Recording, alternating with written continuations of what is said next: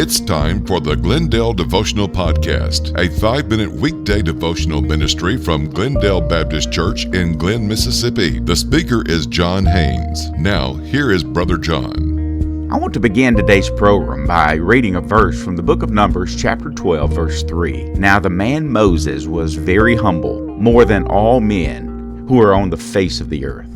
This commentary, this review of the life of one of the greatest leaders stands as a testimony of the type of person God most often uses.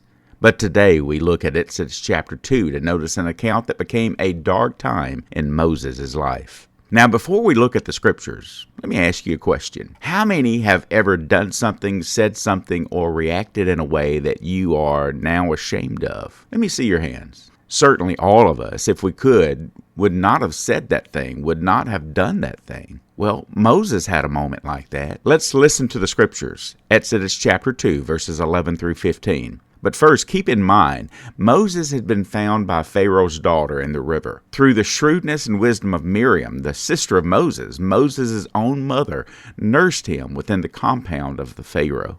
For 40 years, Moses had lived as a stranger in a foreign land. Maybe he thought, I don't belong here. Yet God had placed him there to receive the best education, the best upbringing, because God was about to use this man in an incredible way. God even knew about Moses' failure that is described in this passage. Again, Exodus chapter 2, verses 11 through 15. Now it came to pass in those days, when Moses was grown, that he went out to his brethren and looked at their burdens. And he saw an Egyptian beating a Hebrew, one of his brethren. So he looked this way and that way, and when he saw no one, he killed the Egyptian and hid him in the sand. And when he went out the second day, behold, 2 Hebrew men were fighting. And he said to the one who did the wrong, Why are you striking your companion? Then he said, Who made you a prince and a judge over us? Do you intend to kill me as you killed the Egyptian? So Moses feared and said, Surely this thing is known.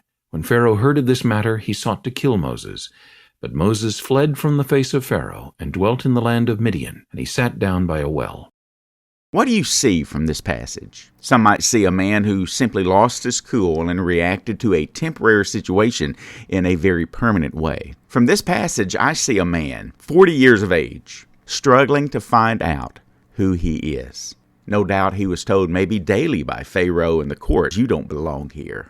As Moses went out to be with his own people, he saw an Egyptian beating a Hebrew, and something in Moses just snapped. Now, if you've never lost your temper or done something you regret, you won't understand this. But for those of us who have, well, this really hits home. Moses killed this Egyptian guard and hid him in the sand. Now, even though Moses had killed this guard, I am convinced that in the back of his mind, the Hebrew people, his own people, he thought, would finally accept him. But the following day, as 2 Hebrews were fighting about something, Moses tried to break up the fight. Surely they will see me as one who cares for them after what happened yesterday, perhaps Moses thought. But, they didn't. One of the slaves confronted him. What are you going to do? You going to kill me the way you killed that Egyptian yesterday? Maybe Moses uttered, shh, keep your voice down. And then it hit Moses. Surely this thing is known. What thing? The fact that he had killed the Egyptian out of anger. But I venture to say that something else was known. For the first time in Moses' life, the stark realization that he didn't belong anywhere was known to him. He didn't belong in the Pharaoh's castle. His own countrymen had turned on him, and it was clear that he didn't belong there either. When Pharaoh heard what Moses had done, he tried to kill Moses. I can only think that Pharaoh simply tolerated Moses being in his home all those years out of respect for the king's daughter. But now was his chance, and Moses ran like the wind and escaped the clutches of Pharaoh. It wouldn't be the last time Moses fled from Pharaoh. But Moses ran and ran and ran until he came to an area called Midian. No doubt he sat by a well to drink, but he also sat by a well to think about how, in an instant, his life changed. We all need those times of contemplation. The fact is, God has been good to all of us. He's been merciful to all of us. To those who've lost it, here's hope. God specializes in using the most downtrodden, mistake-ridden, unlikeliest of people, and you are special. Well, that's a wrap for me this week. Brother Ron Plimal of Greener Grass Ministries and Horsemanship will close out the week tomorrow with Freedom Friday. Join him then. Have a good and godly day.